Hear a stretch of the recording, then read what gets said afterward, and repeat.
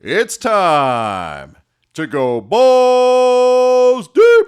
The EA Sports College Football Headquarters Podcast. Had a little bit of puberty hit me right there. Well, that's good. Yeah, it's about dude, time. That's good. It is, yeah. Yeah. Dude, maybe I'll start getting hair. Will you get finally hot flashes, or is that only That's ladies? on the tail end. Yeah. That's when everything Do we get hot stops. flashes? I don't think so. No, we just get fingers in our butt. Yeah. Have dude, you had a now finger you're in your talking. butt yet? I have not. I have had a probe up my ass. Yeah, do I you had know- a colonoscopy. Dude, I'll have to tell you about Cologuard, but on another Oh, episode. yeah, where you take the pill and it just goes through you No, instead of... we'll talk about it on another episode. Okay. Let's hey, right now. Yeah. Hey, Instead of everybody. getting stuff shoved up your ass, you know what you should do instead? Click like on the podcast, click subscribe, and make sure you're getting these podcasts as they come out. You set up to automatic download, and you never have to worry about it. You got Balls Deep right there in your favorite podcast app. Don't even have to think about it. You know what we skipped here, though? No, that's a tip. Right, or that's letting our listeners know. Yeah. So that's our call to action. I know, but you know we have a sponsor. How about hello? Welcome. Dude, they know. Welcome to another episode of Dude, Balls we just Deep. told them it's time to go balls deep. You think they don't know they're listening? I hope so. Well, 30-something episodes in. Hey, everybody, I'm Alan Gigax. I'm Anthony Scafacci. There you go. And we are here with Chris Johnson. Yep. DJ CJ. That's right, as he's Yeah, better DJ known. Chris Johnson, yep. Yep. And we have a Just the Tip that's actually going to be provided by Chris. Yes. But first, we have a sponsor. Okay. And today's sponsor is Bukkake's Japanese Biscuits and Breakfast. It's all about that gravy. You know what I like most about Bukkake's? I can guess, but why don't you tell me? The round table. Yeah, that's right. Yeah, it's a big Yeah, circle. that is good. Yeah. Yeah, that's what I like. I feel Yeah. like a jerk when I sit there. Really? Yeah. In that big circle table. All right. All right. So CJ, Yo. what is today's tip? Okay, so today's tip I have for everyone is never get a blowjob in Mexico from a hooker. Well, this Okay. demands more. Yeah, I mean, that doesn't seem like a good tip. That seems like a bargain. Get Yeah, that down actually, there. yeah. I mean, any Yeah. blowjob outside of the United States seems like a decent deal, but Yeah. tell us All right. why not. Yeah, why not? You would think so, but so me and my buddy Mitch actually went down there and to Tijuana, and the streets are lined with bars, and they're trying to get you to come in. So there's these girls, what we assumed were girls, Oh my god. trying to draw us into the club, and so we're in the club, and they're sitting with us, and all of a sudden the girl goes below the table, and she starts giving my buddy Mitch a blowjob. That's very friendly. And so he decides he's gonna maybe try and get, cop a feel, and when he does, there was a tree trunk. Oh my god. Oh, no. That's not okay. Or maybe it is okay. I don't know what Mitch is into. Yeah, I mean, well, Yeah. So Yeah. yeah, that's He he flips out, and then the bouncers are like, you got to pay her the money for the blowjob, and he's like, I ain't paying you shit, and then it turned really bad really fast. Wow. Yeah, I can see how that would turn out. That's one of those things that happens in Tijuana and other places like that is like you get roped into buying a service that you never agreed to. The guy just will come up and hand you a drink. Hey man, here you go. And then they expect you to pay for it. And you're like, fuck, I didn't sign up for this. Yeah, no, And then you get beat up. Yeah, Or you pay. Yeah. Yeah. Yeah, Good and times. So it's buyer beware is what It is buyer beware. Absolutely, yes. Yeah, Yeah. So that is good advice. Buyer beware. Always check your merchandise. Why don't you, Anthony, give your tip about the chicle? Well, for going down there. Yeah, so actually, Alan, the first time I ever went to Tijuana was with Alan. Okay, Right? yeah. And so we were going there, and we went, and as soon as you cross the border, they have these little kids, age 6, 5, 7, whatever, right? Right. And they're trying to sell you chiclets, right? Yeah, Gum. right. For a quarter a piece or more. A quarter for a little pack. Yeah, It or- might be more expensive because this was in the 90s. Yeah, well, so they're probably $1 now. Yeah, but either however way. much you could get. But Yeah. what I learned was by the time we went back for the second time, Yeah. right, is go get a roll of quarters. Right. Uh-huh. And then you have a roll of quarters, and then you can just give each kid a roll of quarters. They fucking No, leave give you them alone. a quarter. Yeah, a quarter. Yeah, a That's what I'm quarter. saying. Right, right. 1 quarter Yeah. for each kid as you go for safe passage. It was like Right, it's like paying a toll. Yeah, it was like paying Yeah. a toll, except they were just every 30 feet until you could get into proper Tijuana, where you Okay. had all kinds of other problems. It's funny because I do remember. So me and Alan, we go to Tijuana one night, and we're walking around and we're looking for a club to go to, and we were definitely not 21 at this point. We were still maybe 19 or 20 years old. And we see this club, and we go and we get in line at this club. And I remember the club went up a big set of stairs to a second floor. All We're right. about halfway up this metal set of stairs. and we're looking at the line is just full of dudes, right? Yeah, that sounds right. Yeah. Right. And so we're looking, and Because women have options. yeah, and it dawned on us that this club was a gay club. Oh, in Tijuana, right? And so we had to get on the fuck out of there, Okay. right? Because we, at the time, I don't know, right? We were not looking for that. I don't know about you, too, right? Yeah, dude, I was just looking to sit at a table, and whatever happens under that table, Yeah. just I'm along for the ride. yeah. I think we were trying to find like senior frogs. That sounds right. Or something like that. And this is where we ended up. And I just remember being probably as scared as I've ever been walking through. We wound up taking a cab back to Avenida or back to the border. To the border. Because like between the border and Avenida where all the bars and stuff are, you got to like walk through some shady, at least back then. Yeah. I don't know how it is But now. now it's just cartel ran. They'll just kill you. So, okay. Yeah, Oh, there is no walking now. You just get shot. I don't think I've been back since then. No, probably. So yeah, it's probably yeah. not There you safe. go. No, now, all right. Now we just go to Cancun. So let's get to what we're actually here to talk about today. Because listeners, dear listeners, you may not know this about Anthony and me, but we are fucking legendary athletes.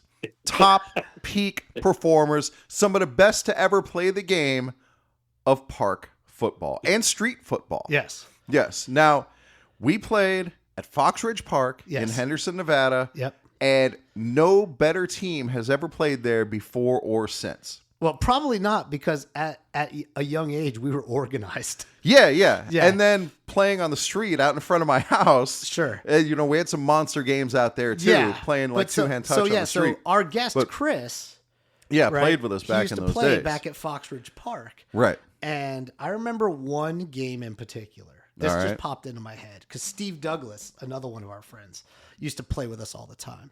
And so Chris, Steve, and our whole crew of guys is out there, and we're playing. And there's these two people, like older than us, laying on a blanket, in way back behind one of the end zones, and they were fucking. And we were 14 or 15, and all game long they were just fucking back there. And dude, that seems better than playing park football. Yeah, and I remember because it was winter. Because we were playing and they had like a blanket and everything. They were under the blanket, and every time we'd score, we'd all yell "Score! Touchdown!" and things like that because we knew what was going on. Plus, even in the park, there was the smell. The smell. The smell of sex. Yeah, Chris knew that smell. He was the first one to smell. Yeah, He's like sniffed a couple times. Yeah, I probably didn't recognize that He's like, smell. dude, they're fucking back there. Yeah. And so anyway, so Chris, do you remember playing back then park football with us? Oh, absolutely. I mean, absolutely, yes. So I remember Steve, quarterback for when he played, but he didn't play that much. So I was like, you know what, I'll take up the role. And I was average at best for park football, but I had you, Alan, and Trevor to make me look fucking amazing. Yeah, and Jason Puente used to play with us. Yeah, the hands, man. Yeah, that you catch anything. Yeah, and so like we were all obviously we were much younger, so we were all very athletic at that age, right? And so we would play, and we would play other groups of friends. Yeah, that mostly from like the apartments that were down the hill. Yeah, Ivy they would Ridge. come and play us though, because they would talk shit about us, because word got out that we played football like every Saturday. Yeah, and so. In junior high, this was reasonable behavior. Sure. We all got together. And the big advantage we had, you've already touched on it, is that we played together every week. And so we kind of had a rhythm. We knew what people were going to do. Well, and we practiced. And we did, actually. Yeah, we didn't really have plays per se, except for like get open. Yeah, but it's a good play. Yeah, but we'd have a good sense of like what the person was going to do. Like Rory was always going to go along. Yeah, and then he was going to break his ankle. Yeah. Oh, that's good, dude. One of the times that he broke his ankle, we had to run across the street to the Mormon church. And I thought it was a fire department there. Wasn't it the fire department? But that was the next building Mormon over. church. Yeah. So, and whoever went over there, Chris, was it you? Interrupted a baptism? Yes. That's so good. Yeah, to go use the phone to call like the paramedics or whatever. I just remember the fire department came. Yeah, dude. Well, the fire department they were right there in the corner. Yeah, dude, it was just the very next building was the fire department. Yeah, but we went to the Mormon kids. church to interrupt them first. Yeah, that's great. Good times. So Chris would be out there and he would play quarterback. Yeah. And we would just play football every Saturday from the time like September, basically all regular football season, Right. until it started Until to it get got to be too hot. Yeah, Yeah. until it just got to be too hot. So we were playing like 6 months of football, Right. and it was clockwork every Saturday. Now, Rich or Anthony or Chris, whichever one of you wants to answer, why didn't we play high school football? Because it was grades. Yeah, exactly. That and it was and too, practice. It was practice. It's too structured. And marijuana. Yeah. Yeah. All these things. Right. Make no mistake. We did not play because we did not have our shit together. Well, yeah. Well, plus, like, Yeah. I mean, I worked from the time I was like 15 years old. Yeah. And making money was way more attractive to me at that point. Was like just Right. having money because I grew up so poor. So all of a sudden I had money. And so Right. money was like, oh, that's it. I'm going to go make some money. Fuck playing. Yeah, what was school more football. attractive to me was not going to practice and not keeping my grades up. Yeah. Not being academically eligible. That seemed like the way to go for me. Yeah. So, yeah. It did. It was a good plan. It worked out for you. Dude, it did. Yeah. Yeah, that's right. Yeah. Think of how better your knees are today because you didn't. Wow, do that then. dude. So we played like in our younger days at this little park, and then as we got older, we got our driver's license. We started playing at big parks like Yeah. Sunset Park, and then we played at this place, a junior high that had the lights on. And dude, that was where I had my catastrophic knee injury. So hold on, backing up. Okay, yeah, let's back up. So Chris, he played with us right up until he went to the Marines, basically. And so Chris would play with us, and when we used to play over at Sunset Park, right, there was they had actual uprights. Do you remember that? Oh yeah. They had those absolutely. weird shaped uprights, so Yeah. we could kick field goals. And so we used to play so much park football, and we played so consistently that the game grew. It like did. it used to be just one quarterback and maybe 5 receivers, everybody get open. Right.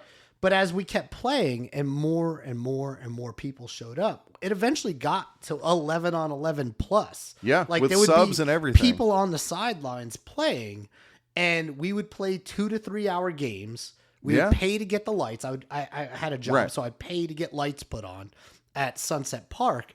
And dude, we would play, I mean, like straight up 11 on 11 football. Yeah. There'd be catastrophic injuries. Yeah, there were. Yeah. I mean, like people would get, not carted off because we didn't have any. Yeah, we got no them off. cart. Yeah, Yeah. but they would get carried off. Yeah. And then they would just lay there like on the sidelines, and people's like, I mean, there'd be like a crowd of people watching us. There were like girlfriends Yeah, out there dude, for the yeah. people who had girlfriends. The Yeah. girlfriends would come and watch. Yeah, like Chris Johnson probably had girlfriends yeah, come and watch. I never guaranteed. did. Yeah, no, you Yeah. were fucking out there just Yeah. masturbating. You're right, exactly. so- Looking at other guys' girlfriends. Yeah. So Oh. Chris, what do you really remember the most about playing those days? Well, I mean, aside from just, it was so much fun. I was. just remember being the quarterback, and everybody, except for us, we had our jerseys with same jerseys, which made it very easy to spot receivers. Yeah. Sure. I just remember if I ever had to worry, I never had to worry because I could either dump it to Rich and he would run 50 yards sideline to sideline and like 5 yards forward. Right.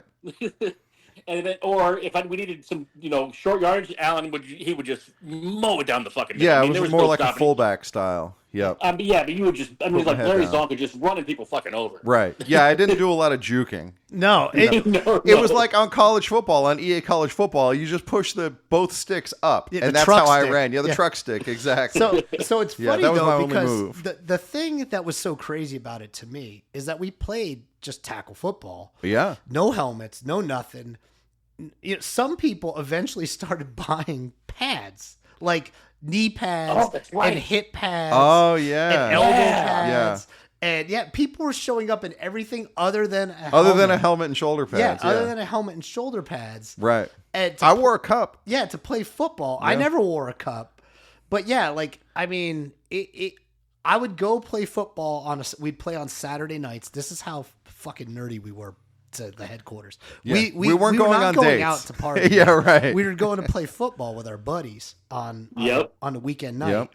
And we would play usually 8 p.m. till 11 because that's when the lights went off because the park would close. Right. And then we'd go and get to Oh, the skyline. the skyline. Yeah, we'd go and Midnight get Flyers. Midnight Flyers. Yeah, and so yeah, like that would be the Dude. ritual. Is we'd go play football, Right. beat to shit Oh yeah. Like, Yep.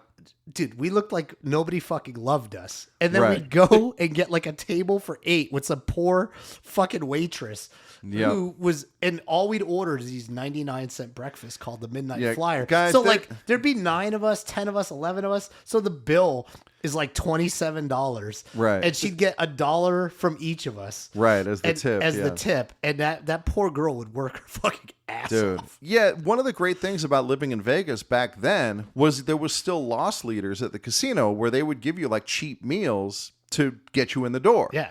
And the Skyline Well- had the midnight. Go ahead, Chris.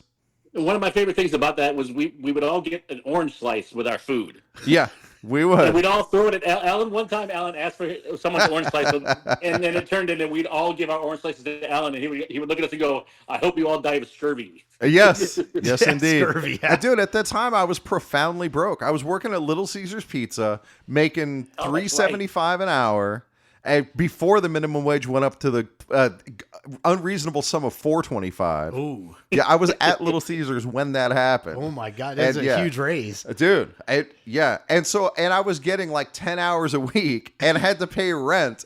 And so like, Where yeah, were you living at that time? that was at on Annie Oakley and Sunset. I forget the name of that Who place. were you living with? Were you living with? I was Rory and Andre. You were living with Rory, Andre. Yeah, and Rory you and Andre in a and me in that 3-bedroom apartment because Yeah. that made the rent cheaper. Sure, to get yeah. divided 3 ways.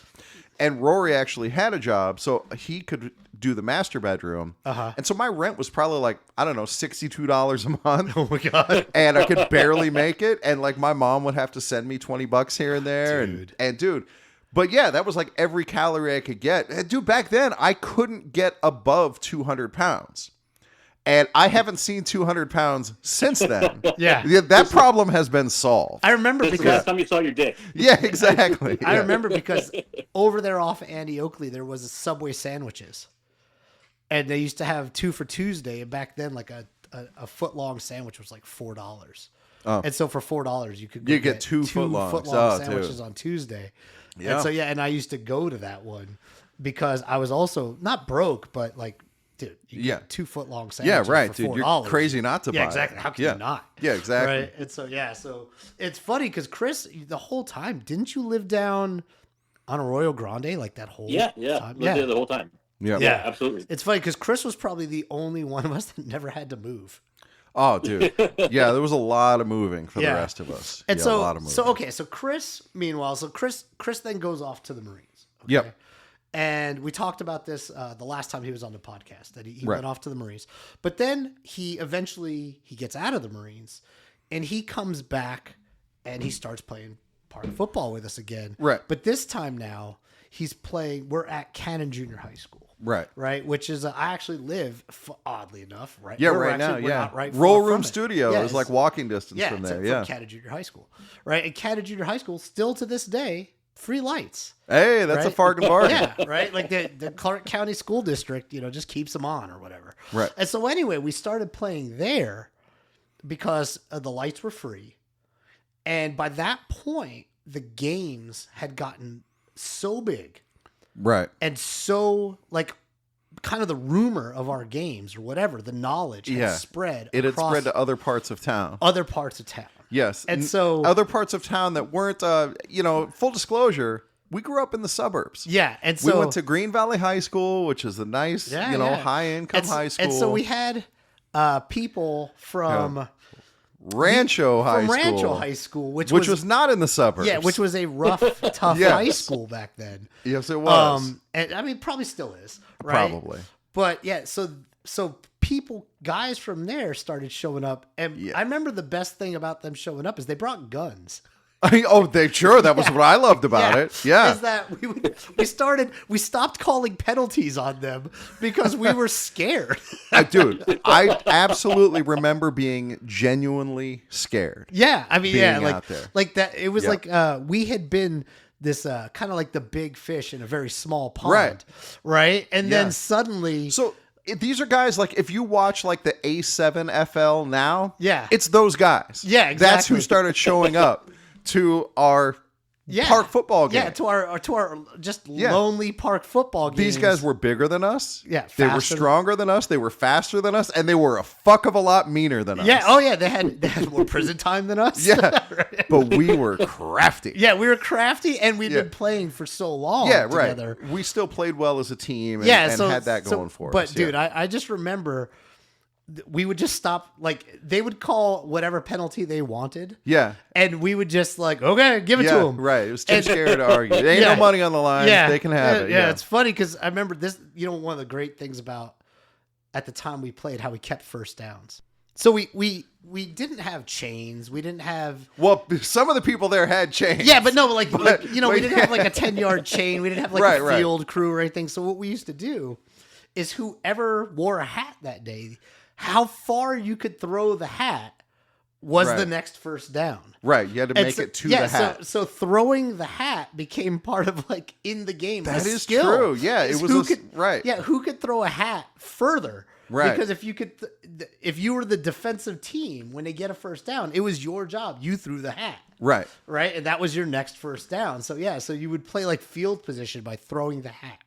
Ah, dude, those were good times. So the most homoerotic thing that has ever happened. You didn't think I was going to go this direction? Oh my God, no! It happened on the field at Cannon Junior High with Steve Douglas. Okay.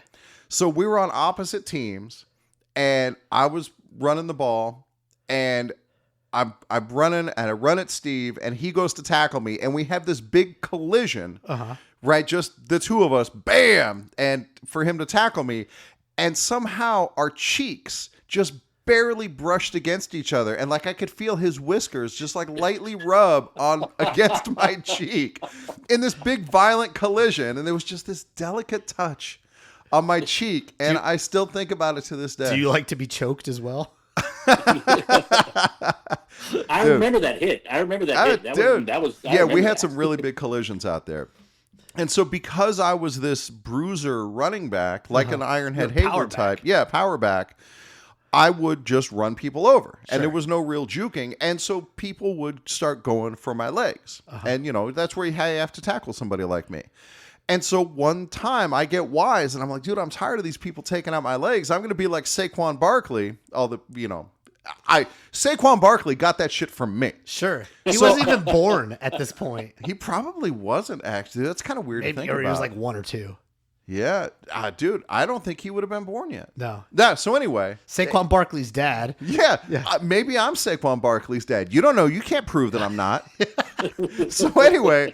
So I'm returning a kickoff, and this guy goes to tackle me. I go to jump over him, and I'm kind of turned sideways. My right leg is my plant leg in the front, and he dives into my legs, hits my knee, and snap. There goes my knee. And that was pretty much the end of my park football playing days. I had to go to the hospital, and that was bad times. So I remember we videotaped that game. Right, I still have the videotape on VHS. That's right. Yeah, because we would record these games because I had a video recorder at the time. And Walter, or what was that guy's name? Walter Cansdale? No, it was Tony Wilson. Yeah. So, he would record videographer the games. Okay, and so I remember that's right. during the game, the sound picked up the pop. It did. Of your knee. You could hear that shit. You can on VHS. Yeah, you on can VHS, still hear it. Yeah. You can't see it because it's on VHS. Alan goes down and immediately tries to stand up. Yeah. And dude, it's not happening. And so, did you have surgery on that? No. Luckily, the ligament didn't tear. Okay. It stretched about as far as it could without tearing. So I got lucky on that one. Yeah. Because I guess what kind of health insurance we had back then? None whatsoever. Yeah, so I went to the hospital. They put me in a knee immobilizer, and then that was pretty much all that happened. And I'm sure I got a bill for like $1,500 that eventually went to collections. Yeah. Dude, if that would have happened today, the bill would have been $75,000, and I'd be totally screwed. Of course, I have health insurance now. Yeah. And I'm also not dumb enough to go out and play tackle park football anymore. And so, all right. So moving on. Yeah, right? yeah. So we used to go and play and everything like that. And there was these other guys. The Rancho guys. No. These were not the Italian guys. These were the Italian guys. Yeah. Right? That used to show up. And I don't. Do you remember any of their names, Chris? No, I don't. I don't remember his name. I just remember so intense. Yeah, there was a big fat guy. I think his name was also Chris, and he liked to play quarterback. No, the tall guy that we call. There was one guy we used to call Cordell Stewart, or he used. Oh yeah, that was the Italian guy. Yeah, he was a tall and thin Stewart. dude. Yeah, he used to run, and he would when he would when do he a was touchdown, quarterback, he would do yeah. it like this. He would make like it looked like moose antlers with his hands. He would put them over his head. Yeah, and you go Cordell Stewart, baby. Yeah, because at the time Cordell Stewart was Slash. Yeah, and so this guy. I think he was still in college at the time. I don't know. Either way, he was a long he was time a ago. big, tall Italian guy. Yeah, right, and he was no Cordell Stewart. Yeah, no, he was definitely not a Cordell Stewart. No. But he was from back east. And he used to have the thick New York accent. Yeah, he would talk like this, and he would definitely cup of remember water, that. Yep. Right, and he would play quarterback. Right, and it's funny because he would anytime they were on defense. Right. If they got, it didn't matter if it was a sack, a tackle, a hurry, a hurry. A fucking drop ball. It didn't matter, right? Yeah. Anything that was a positive play for the defense. What would he yell, Chris? Do you remember? He would yell, "Crushing fucking pressure!" Yeah, exactly like dude. that. And he would yell it over and over again. The fucking pressure. Yeah. The pressure. Crushing crushing pressure. Yeah. Oh my god, dude. That became like a meme. Right. For us that years later. We're talking decades later. Dude, even to this day sometimes it will still come up. Yeah. Something will happen. Dude. And one of us will just look at the other and be like, the fucking pressure. Yeah. Right? Oh, dude. Yeah, dude.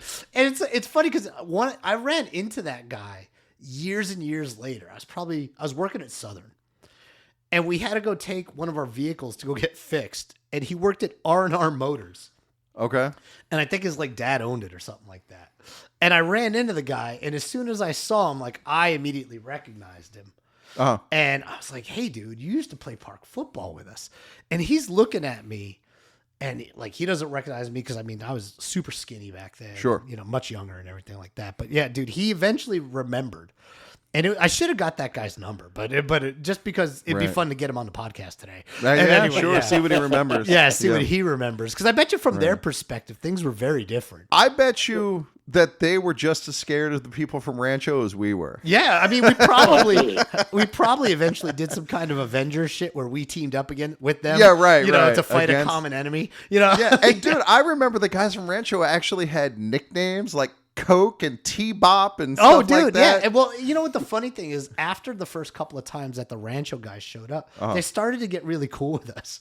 Right. It ultimately was a friendly game. Yeah, because we played football, and it gave them a chance to play football again, and we were. They didn't want to scare us off. Honestly, I don't remember there ever actually being fights, violence, anything like that. All I remember is one time. And it wasn't even between us and them. It was between them and them. Where one of them did something and started talking some shit. And the guy's like, dude, I'm going to go get my gun. Oh, yeah, I do remember that. And we were like, game's over. Yep. All right. Everybody's going home. Woo, yeah, time to go get that midnight flyer. Yeah. And so, those kind of things, dude, it was pretty crazy back then. But yeah, we played, man, so long. Dude, honestly, it's like a different life. Yeah. Absolutely. Yeah. I ran into the crushing fucking pressure guy at Utopia, the nightclub, years later. And as soon as I walked in, I saw him, the first thing out of my fucking mouth was, that's awesome. Yeah. Dude, that's great. He looked at me and goes, holy shit. I was like, what's up, dude? Yeah. Dude, Vegas, small world, right? Yeah. Yeah. Right. For locals, it still is. It still is. All right. So today's episode, Chris, thank you very much for coming on, man. It has been a blast catching up. It was awesome. Yeah, you bet. Awesome. All right, today's episode is brought to you by the Orr House, conveniently located just off campus of Utah A&M University. You'll always remember your first visit to the Orr House. Logan's favorite mining-themed private club. Is there a cover charge here? They call it a membership. You have to get a membership there? Yeah, that's what makes it a private club. Because in Utah, dude, they have... Chris, you ever drink in Utah? Yeah, actually, yes, I have actually. Yeah, It's and like the Twilight Zone there. it's weird. Yeah, you It's can like only it's like the 1920s. right. Yeah, you can only drink in like a private, like a speakeasy. Yeah. Right, and that's what the Ore House is. It's kind of like that. So they're allowed to serve you drinks, but you have to be a member of the club. Yeah. And so it's a private club, and yeah, you get like a temporary membership, which is for one equivalent. night, Yeah, it's right? A equivalent to a one-night cover membership, charge. yeah. Right, exactly. But dude, it's a night in the Ore House you never forget. Yeah. Yep. So maybe dear old dad brought you once you were old enough, paid for the round the world special.